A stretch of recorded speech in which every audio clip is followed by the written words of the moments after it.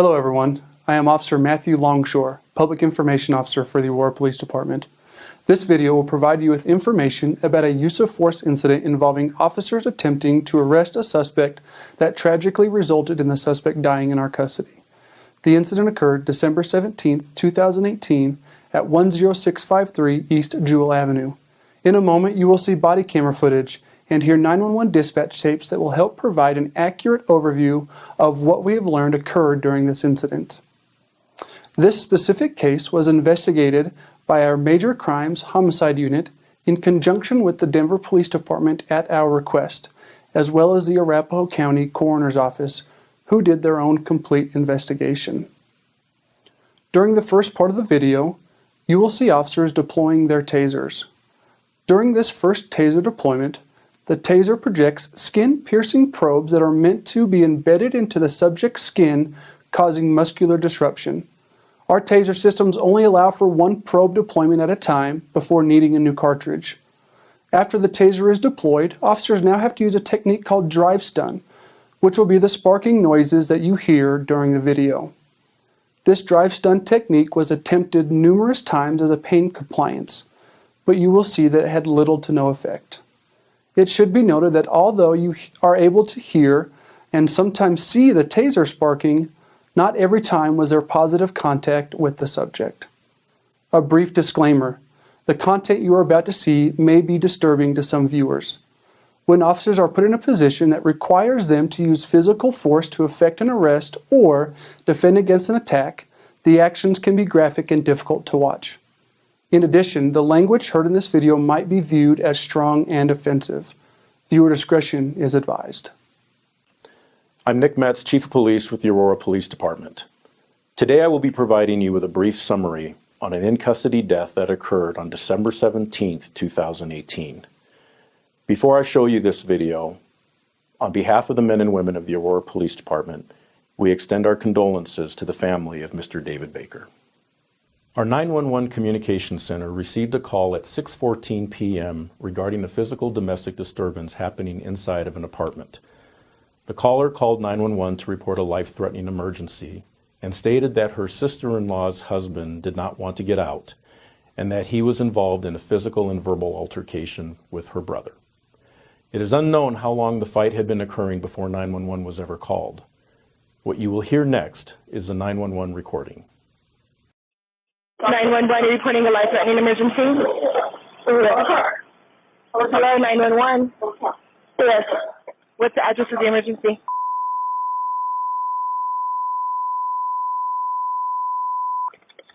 Repeat that address. Colorado.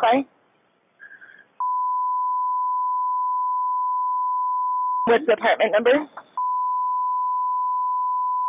I'm sorry, what is it? Yes. What is your phone number?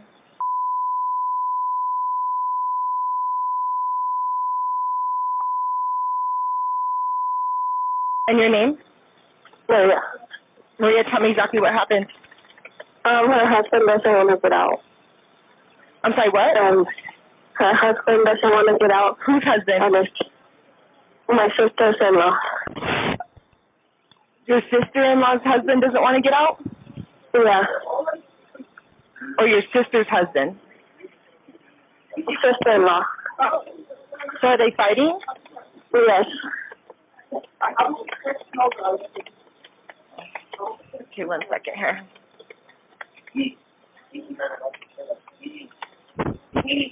All right, and were weapons involved or mentioned? No. Does anyone have access to any weapons? No. All right, and is the disturbance physical or verbal? Both. All right, 1 second here. Where is he at right now? Right here. I need to get a description. What race is he? Black. And how old? 32. What's his first and last name? David Baker. What's his first name? David. Do you know his date of birth? Do you know his date of birth? No. All right, and what is your sister-in-law's race? She's 29. And what is her race? Hispanic. And what is her first and last name? What is her first and last name? Baker. What's her first name? Baker. Rachel? Baker. Can you spell the first name? I can't understand what you're saying. Maria, spell the first name for me. Baker. Spell it for me. B-A-I-S-Y. Are you or anyone else in danger right now? Yes, my kid. Your kid was? Yeah. And where are your kids at right now? Inside here. How old is each child? There's plenty. How old are they? There's plenty. How old did you say? I said there's plenty of kids. Oh, okay. All right. Don's coming already. I want you to involved in using alcohol or drugs. Go. Maria. Yes. Has anyone involved in using alcohol or drugs? No. Does anyone need medical attention? No. Yes. All right. If you can have them separate themselves and avoid further contact, we're going to have officers. Actually, officers are on the way. Call back immediately if anything changes, any further information. And you said that it's apartment 148, building G for George. So what's that? Yes. You said it's apartment 148, building G for George? Yes. Okay, they're on their way, okay?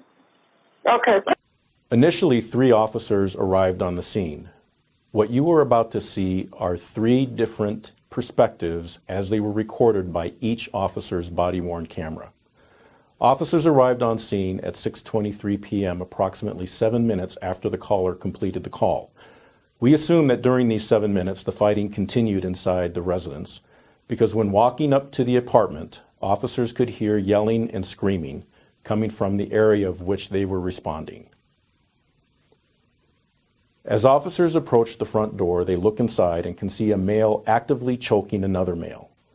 Officers begin to give verbal commands during this very loud and chaotic scene. One of the males then turns his attention to my officers and begins to advance on them.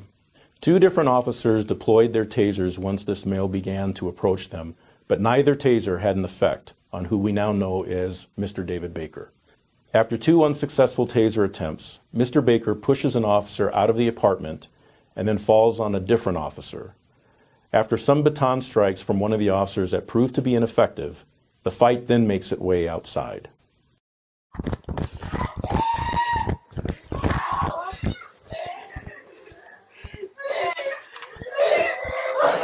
Stop! That's my brother! Let him go! Let go! Right now!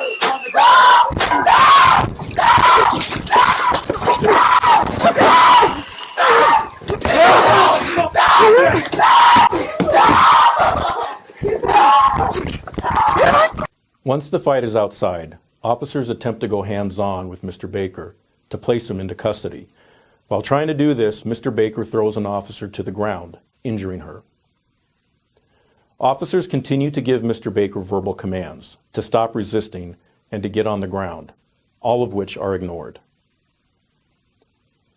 Mr. Baker continues to advance on the officers and ends up at one point grabbing one of the officers' baton.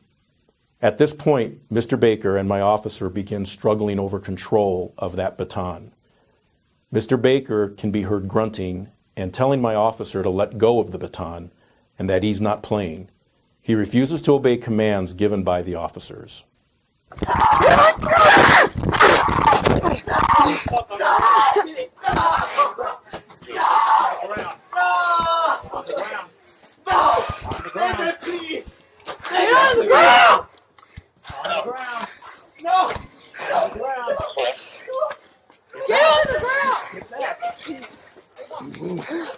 No, don't do that. It's not working. Get on the ground! No! 210, we need some more help. 210, we need some more help. Get on the ground! Now! Because of Mr. Baker's violent resistance and refusal to release the baton, a weapon that could potentially be used as a lethal weapon, one of the officers gets on the radio and called for help. Another officer who is in the position attempts to do a carotid control hold on Mr. Baker. While attempting to apply the carotid control hold, Mr. Baker is able to turn himself around and then places his hands around my officer's neck and begins to actively choke him.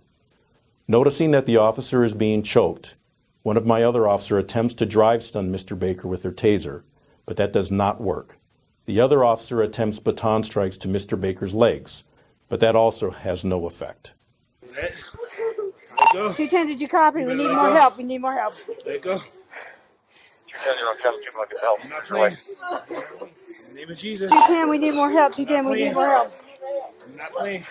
I'm not playing. Hey, Solar, can you go? 210 calling for help. Address 10652 East 2 Avenue. Building G, on Get on the ground Don't now. do it. I'm telling you. Do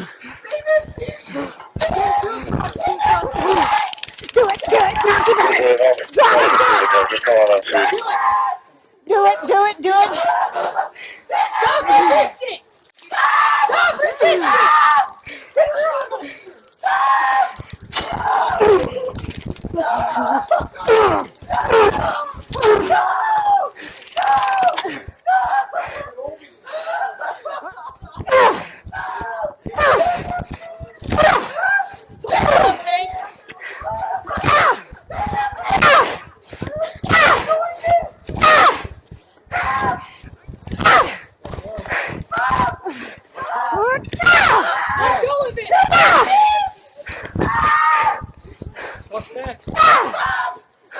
Mr. Baker was choking my officer for several seconds and eventually let go of my officer's throat and begins to walk towards the open door of the apartment. Someone on the inside of the apartment notices this and quickly closes the door. Mrs. Baker is left outside pleading to Mr. Baker to please stop. Mr. Baker continues to ignore officers' commands to get on the ground. My officer attempts to de-escalate the situation by putting away his baton and going hands-on instead. When attempting to gain control of Mr. Baker's arm and take him to the ground, Mr. Baker is able to fight through and continues to fight my officers. Officers begin to punch, kick, and use their taser to drive stun Mr. Baker in an attempt to gain control. It was ineffective. Mrs. Baker, as well as a neighbor who was heard yelling and screaming, pleading to Mr. Baker to stop fighting.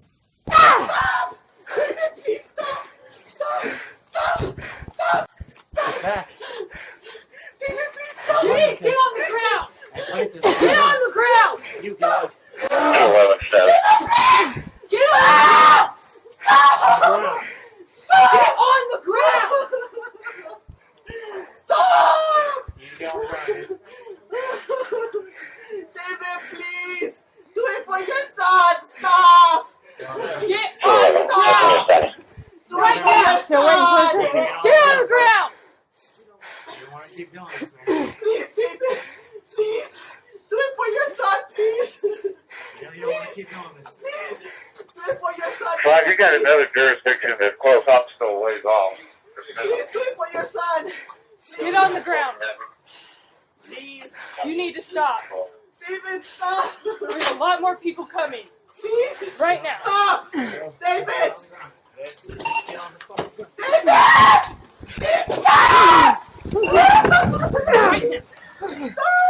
Swear to God.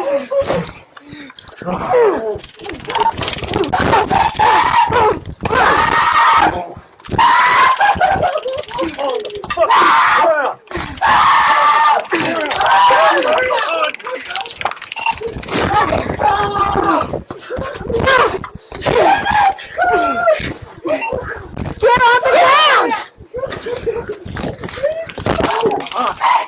You let go first.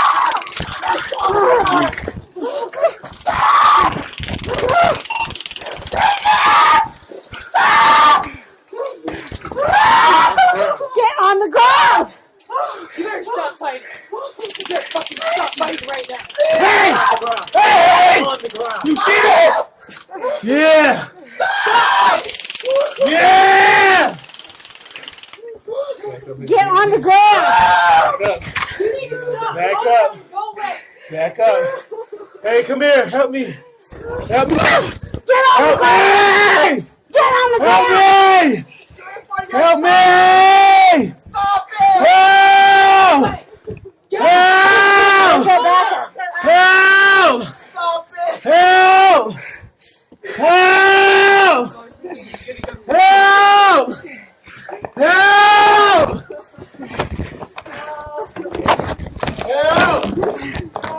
Help! Stop! Help! Help! Help! Help! Stop it! On the ground. I hurt you because you're being resistant. Stop. That's it. Don't fight them. They have power. Stop! Stop. Listen. That's it. That's how we get killed. We don't we want to fight.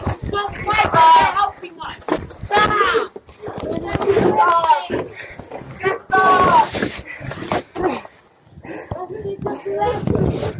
Just get handcuffed, go to jail, you're making it worse. You don't have to fight them. They're outside. Excuse form 2. Come on, sir. Couldn't have got the video rescue.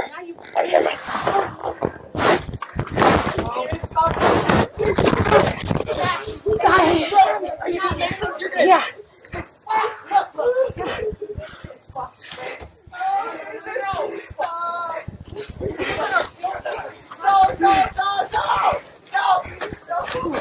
Come on in.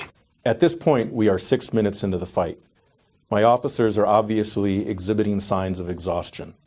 Mr. Baker is also exhibiting signs of exhaustion, not only from the fight between him and the officers, but also combine that with the fight with the family member prior to officers arriving.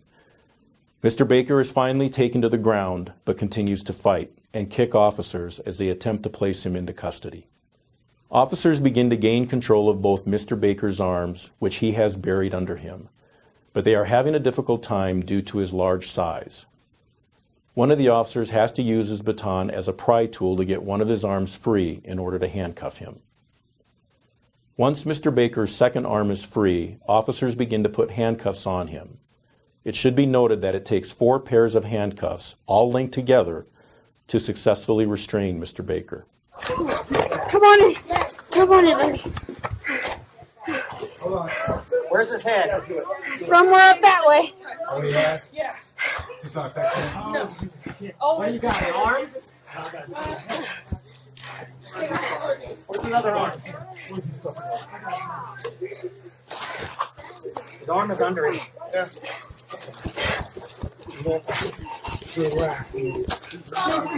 I got his other leg. Arms under. Arms under. Give it that arm. I got this other leg. Left arm is buried under it. Weapon? No. No weapon. No. No weapon. Left. He's a big motherfucker and he's on something. Got it? He can't get up. We gotta get it with him on. Don't get up. All right. I got his arm over here. Okay. He ain't going anywhere. Come on, get a hand on it. I'm gonna make this under. You're over. You're over.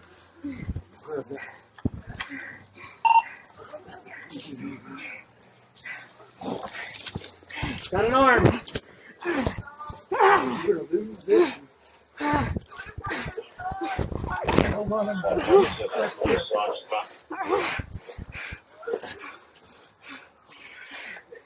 Turn that.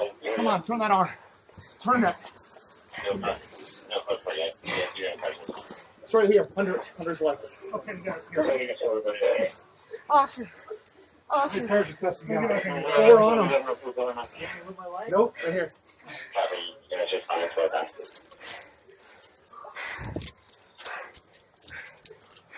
All right, nice and slow. Where are we taking him? Is he cuffed? Yeah. He is cuffed. But it's got like 3 or 4. He's got 4 on, so he can still move a little bit. And Even after being handcuffed, Mr. Baker continues to kick at officers. An officer then inquires about the use of a hobble. Officers prepare to apply a hobble, which consists of a separate waist chain and feet restraints. At no time during a hobble do the hands ever get attached to the feet, as they would in a hog tie. It should be noted that a hog tie is not allowed as a restraining tool in the Aurora Police Department. Also, while officers only mentioned applying hobbles, neither the separate waist chain nor the feet restraints were ever successfully applied. An officer goes back into the apartment to continue their investigation, and you can hear the original male who was being choked when officers arrived to describe the events to the officers. This male informs officers that Mr. Baker was trying to hold them all hostage and then describes being attacked by Mr. Baker. Move a little bit. and He's got hobbles. I got some. My inner leg, right here. See him? Right here. You get switched out? It's in a pouch.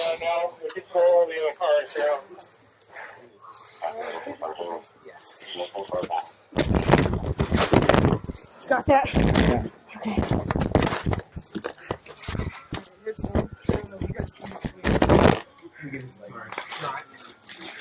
Yeah, Mason, we got his legs. You're good. Before I move, where's this taser pull? Those are in my hand.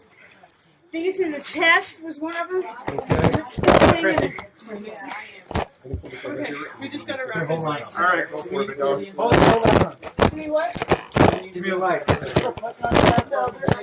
victims. Yeah. I think that was legs, though. You can let go of his head. Get off, turn around, put your knees between his head. Rosamond, are you ready for one? Put your knees between his head and just sit there. He's got loose program. You guys got enough people inside? One more. Can I have one more guy go inside, please? Trying to hold us hostage and whatnot. Like, what they hear is right away as soon as I start the door, he's attacking. Your wife called you and said, so he's very serious. Who else do we need to talk to? Who else do we need to contact here, guys? Is there all... As officers continue to effectively gain complete control of Mr. Baker, an officer recognizes that he may be unconscious. Officers advise dispatch that they are ready for Aurora Fire and Rescue, who is staged around the corner to respond into the scene. Officers are still in the apartment interviewing the residents when the male from earlier describes in detail how he was being choked by Mr. Baker. As the officer walks back outside, officers are beginning to check on vital signs of Mr. Baker. An officer observes that they do not believe that Mr. Baker is breathing, but a different officer can feel a pulse. Contact here, guys. Is there all in the apartment? There's a female standing. Was she the one in the white top?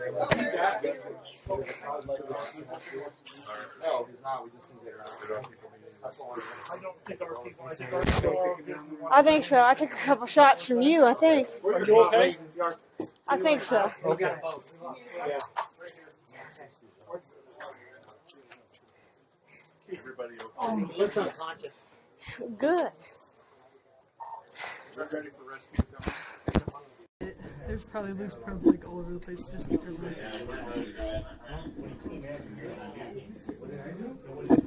Is that room clear?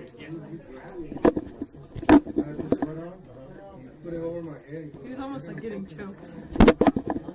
He was like Save my life. My sister and my girlfriend over here trying to save my ass.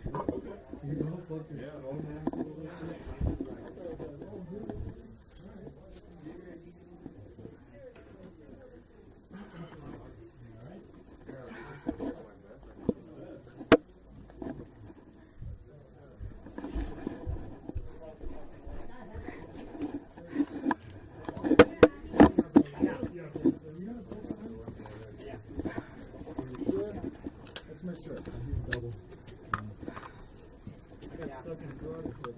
yeah, he's been batoned multiple times. Tased. I don't know. Did you OC him? Seriously, where's the? No, he wouldn't work for something. That was the problem. What are you looking for, Siller? Breathing now, guys. Yes or no? No breathing. Wait for 14 minutes. We ask you to step it up, please. I'm not really feeling anything. I'm not feeling anything. Yeah, we have a pulse, but no breathing. He took everything. Yeah, everything. Everything. Every time you get in here, we block all of our cars.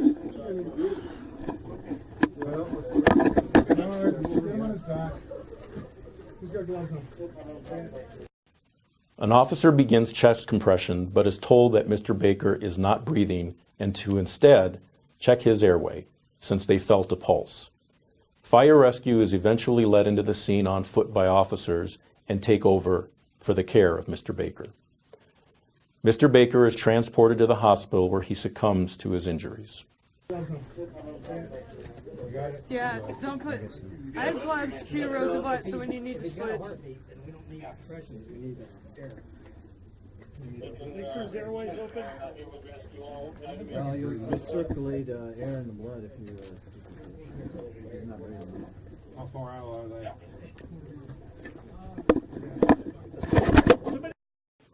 Members of the Aurora Police Department's Major Crimes Homicide Unit responded to the scene and requested assistance from the Denver Police Department to complete a thorough and complete investigation.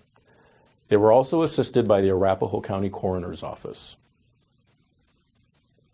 The facts of the case were then presented to the 18th Judicial District Attorney's Office, who after review ultimately concluded that no member of the Aurora Police Department violated any Colorado statute with respect to the events that occurred at 10653 East Jewell on December 17th, 2018. This case is now being reviewed by our Force Review Board to determine if there were any policy violations.